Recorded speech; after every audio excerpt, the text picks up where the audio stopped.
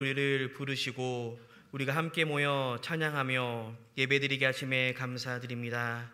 우리 가운데 은혜 허락하여 주시옵시고 이 기도회를 통하여서 이 예배를 통하여서 우리가 하나님을 만날 수 있는 귀한 시간 될 수 있도록 주님께서 인도하여 주시옵소서. 특별히 아름다운 목소리로 찬양한 44, 45, 46 구역을 축복하여 주시옵소서. 모든 구역이 모이게 힘쓸 수 있도록 인도하여 주시옵시고 언제나 구역 가운데 부흥을 허락하여 주시고 항상 기쁨과 감사함과 즐거움이 차고 넘치는 우리 구역 되게 하여 주시옵소서. 이제 우리 하나님의 말씀을 듣습니다. 우리의 마음을 붙잡아 주시고 우리의 마음이 오직 하나님만 향하여 달려나아갈 수 있는 시간 되게 하여 주시옵소서. 이 시간도 우리와 함께 하실 믿사오며 예수님의 이름으로 기도드립니다.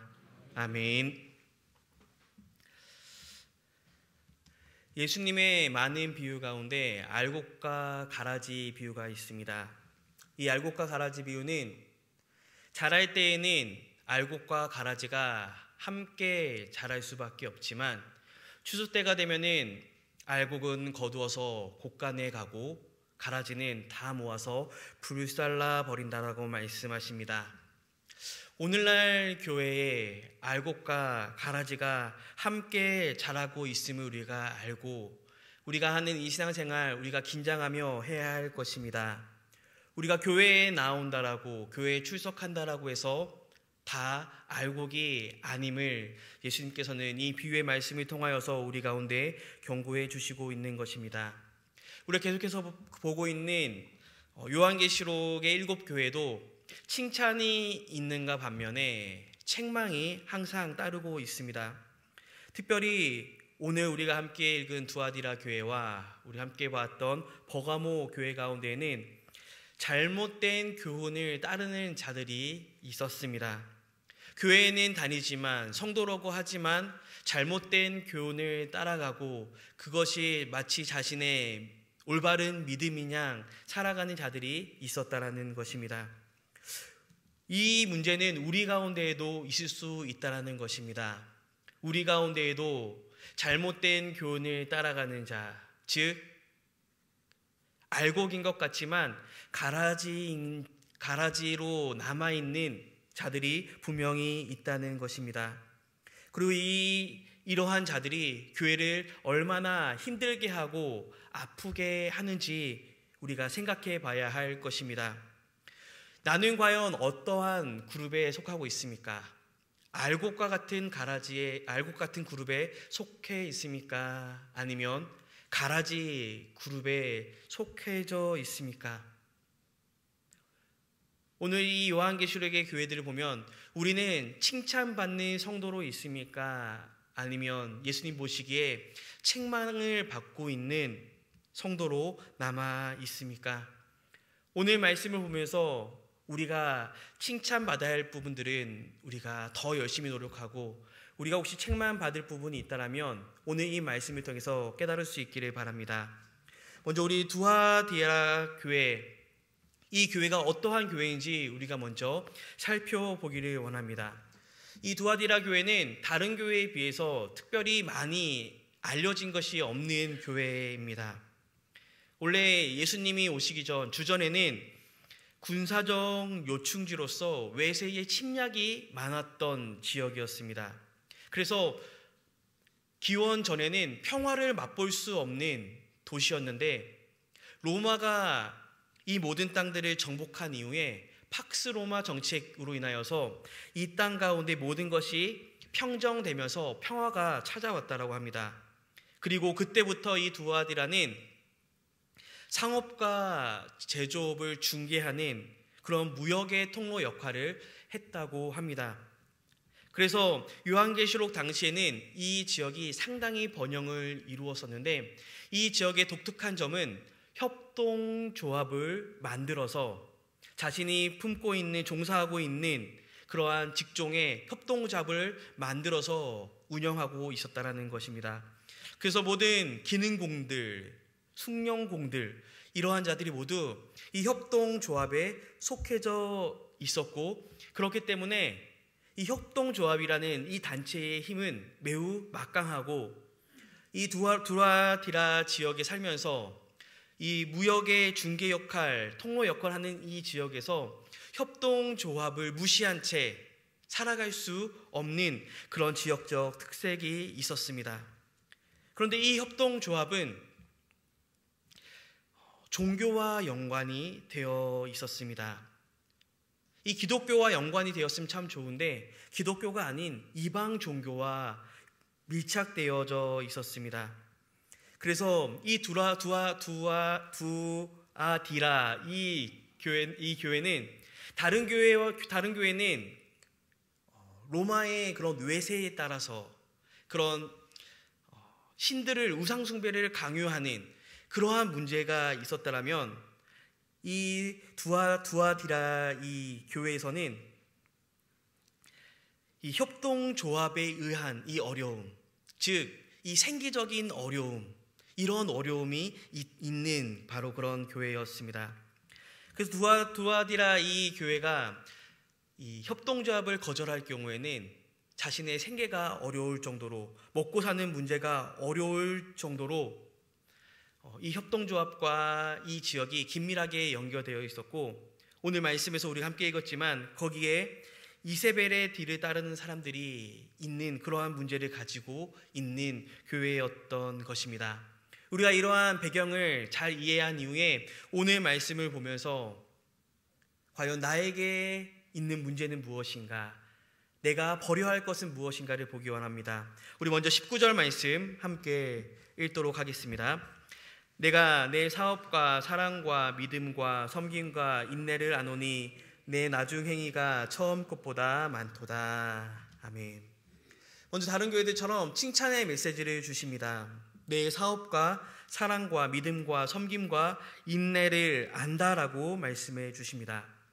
사업가, 이 사업을 하면서 이들이 이 지역에서 사업을 하면서 얼마나 어렵게 믿음 생활을 하는지 아신다라는 것입니다. 그 믿음 생활하면서 모든 일에 열심을 다하고 있는 이 두아디라 이 교인들을 칭찬하고 있는 것입니다. 또한 내 나중 행위가 처음 행위보다 많다라고 칭찬해 주십니다.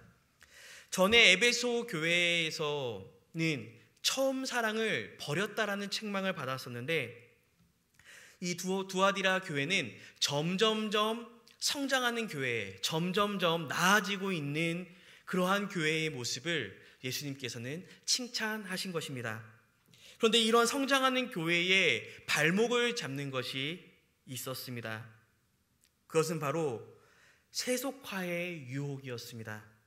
세상을 닮고 세상을 쫓고 싶은 그 유혹, 그러면서도 그러한 마음과 동시에 천국에는 가고 싶은 그러한 마음, 세속화된 그리스도인들이 이들 가운데 있었다라는 것입니다.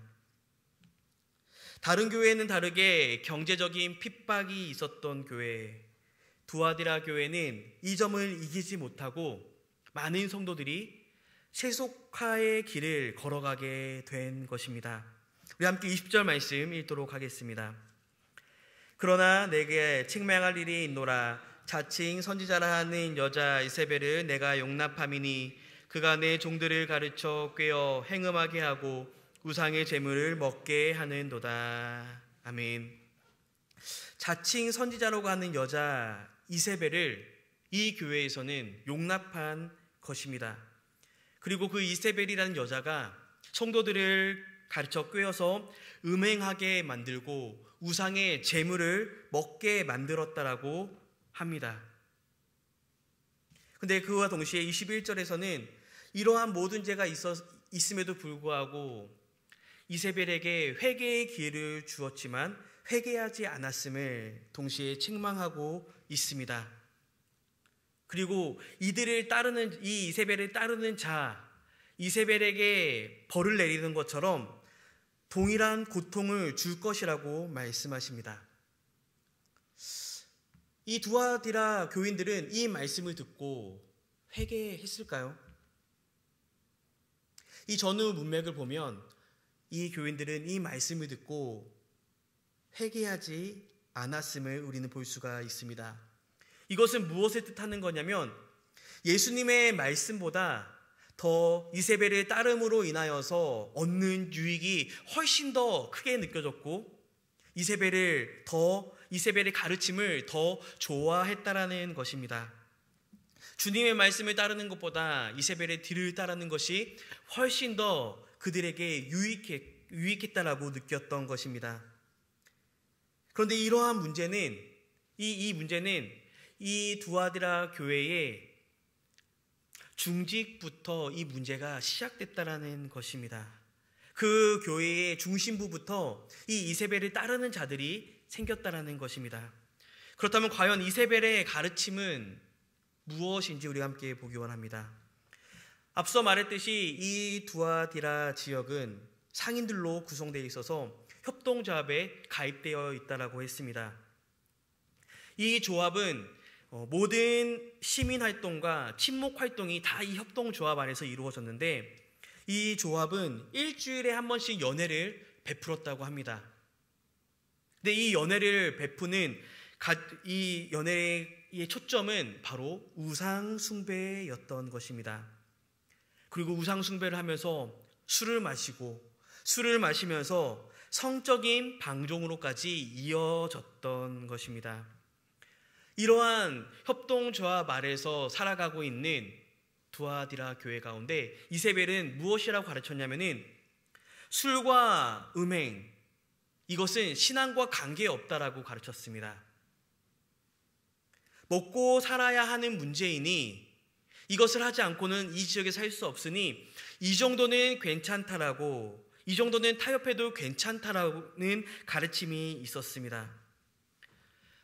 이 교인들은 먹고 사는 문제에 그 협동조합에서 빠지면 내가 이 지역에서 살 수 없으니 그 이세벨의 말이 매우 설득력 있게 다가왔습니다. 다른 것도 아니고 내가 그 협동조합 안에서 내가 분위기에 맞추고 내가 이 지역에서 살기 위해서 하는 이것들, 이 정도는 괜찮겠지라는 그러한 두아디라 교인들의 마음이 있었던 것입니다. 그렇기 때문에 이 헛된 가르침을 전하는 이세벨을 내어 쫓아야 됨에 마땅함에도 불구하고 이 교인들은 이 여인을 그냥 공동체 안에 놔두고 거기서 그치는 것이 아니라 이세벨의 가르침을 따랐던 것입니다. 이세벨은 양심에 거리낌 없이 예수님도 믿고 그 다음에 조합의 행사에도 참여하면서 그 음행의 길을 걸어갈 수 있도록 만들어준 인물이었던 것입니다. 그러면서 교인들은 믿음도 지키는 것 같고 또 그와 동시에 경제적인 유익도 얻고 육체적인 쾌락도 얻는 그런 타락의 길을 걸어가고 있었던 것입니다. 교회가 한순간에 그 여인을 내쫓지 않는 그 타협의 시작에서 이 교회는 점점점 부패할 수밖에 없는 그 길을 걷게 된 것입니다. 우리가 신앙생활하면서 타협하는 것이 무엇이 있을까요? 제가 이전에 사역했던 사역지에서 한 청년이 저에게 고민 상담을 했습니다. 직장에 다니고 있었는데 직장에서 어떠한 모임이 있어서 오후 예배를 빠져야 된다는 것입니다. 그 자매는 교사로도 섬기고 오전 예배 때 성가대를 하고 오후 예배 때는 찬양팀으로 섬기는 그런 자매였습니다. 그런데 그 오후 예배를 빠지고 즉 오전 예배까지 드리고 자기가 회사에 나아가 봐야 할 중요한 일이 있다라고 하면서 어떻게 해야 되냐고 저한테 상담을 했습니다. 그래서 그 자매는 저한테 한 번만 교회를 빠지고 회사에 갔다 오겠습니다. 그리고 다음부터는 절대 자기가 회사에다가 말해서 가지 않도록 하겠습니다라고 그러하게 저에게 신신당부를 하고 한 번만 봐달라고 하면서 오후 예배를 빠졌습니다. 근데 그 한 번으로 끝났을까요? 자칫하면 저에게 와서 죄송하다고 합니다. 그럼 저는 말하죠. 나에게 죄송한 것이 아니라 하나님께 죄송하다고 그러라고. 그 자매는 왜 그러냐고 하면서 회사로 갔습니다. 근데 여기서 끝난 것이 아니라 그 자매의 주일 성수에 대한 타협은 점점점 확장됐습니다. 오전 예배, 즉 그 직장에서 세미나가 있어서 1박으로 가야 돼서 자기가 오전 예배에 못 드립니다. 오전 예배에 못 나올 것 같습니다. 교사도 못 할 것 같습니다. 그런데 자기가 피곤하지만 그 직장에서 그 세미나 가서 빨리 나와서 오후 예배에 참석하겠습니다 라고 하면서 빠지기 시작합니다. 온전히 예배를 드릴 수 있을까요?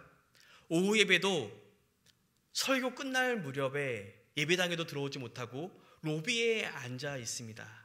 그리고 담임 목사님의 눈도장, 저 왔다라는 그 눈도장 띄기 위해서 로비에 앉아 있다가 목사님께 인사하고 돌아갑니다.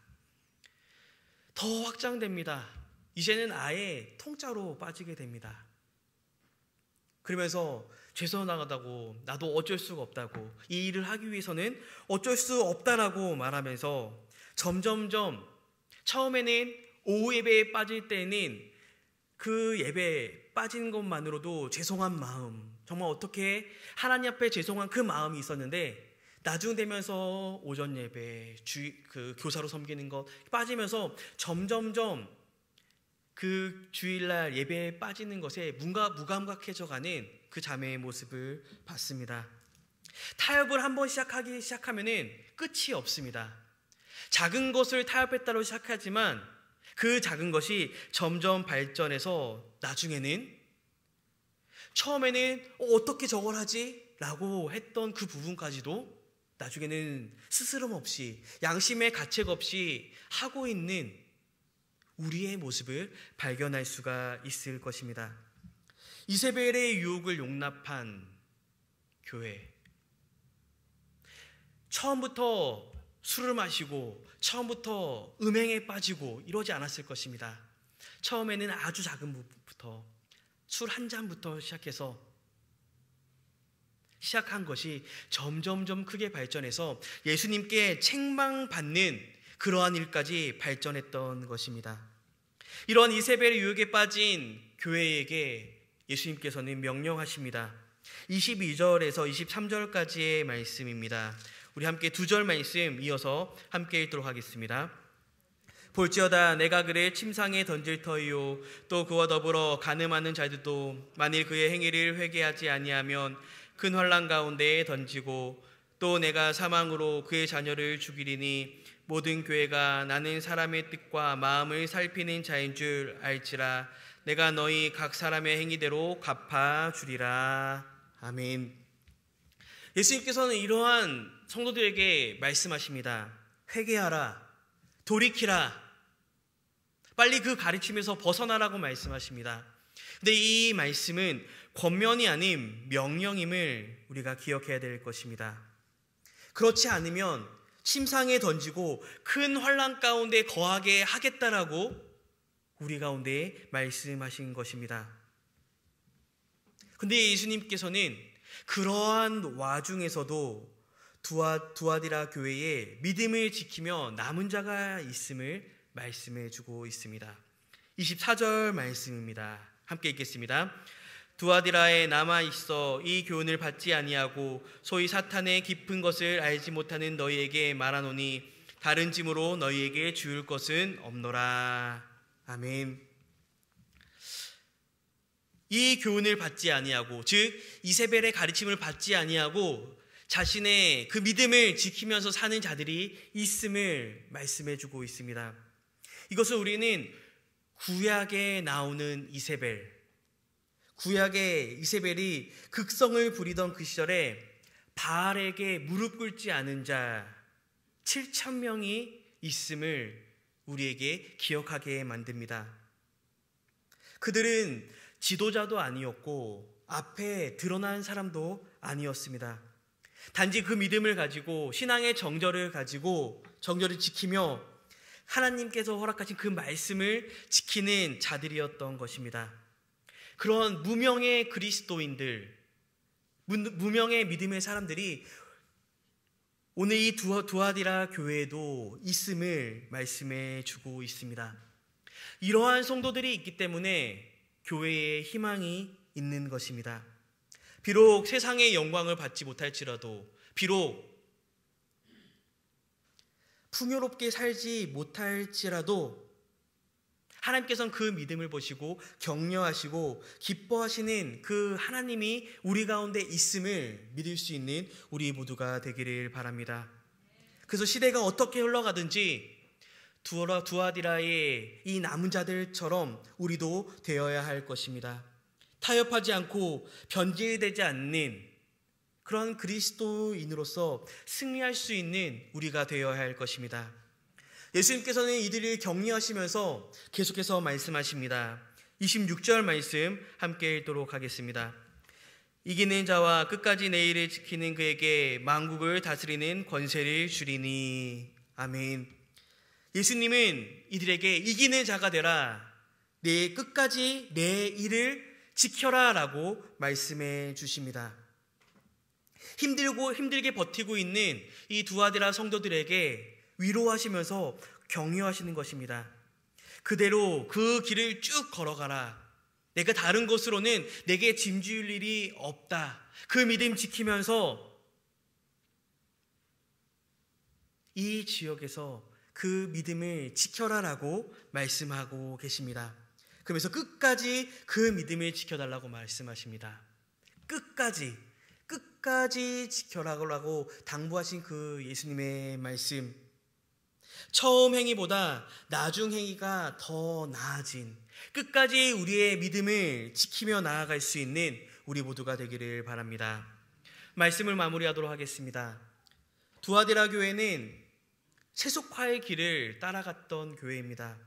먹고 사는 문제로 인하여서, 경제적인 문제로 인하여서 그 믿음의 유혹을 이겨내지 못한 교회입니다.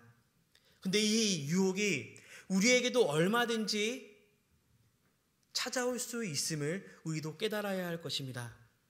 이번 한 번만, 이것까지만, 하나님 이번만 눈 감아주세요. 하나님 이것만 지나면요, 이러한 우리의 이 작은 것 하나, 하나님 이것만 넘어가 주세요라는 이 말에 우리는 유혹에 넘어가고 하나님으로부터 책망받는 자가 될 수 있음을 깨달아야 할 것입니다. 내게 무엇이 진짜 유익인지 우리는 알아야 할 것입니다.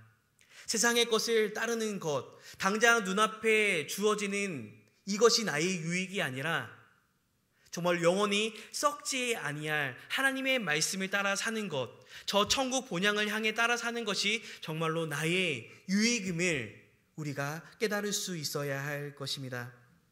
예수님께서는 우리에게 이기는 자가 되되 끝까지 이기는 자가 되라고 하신 그 말씀을 기억하기를 바랍니다.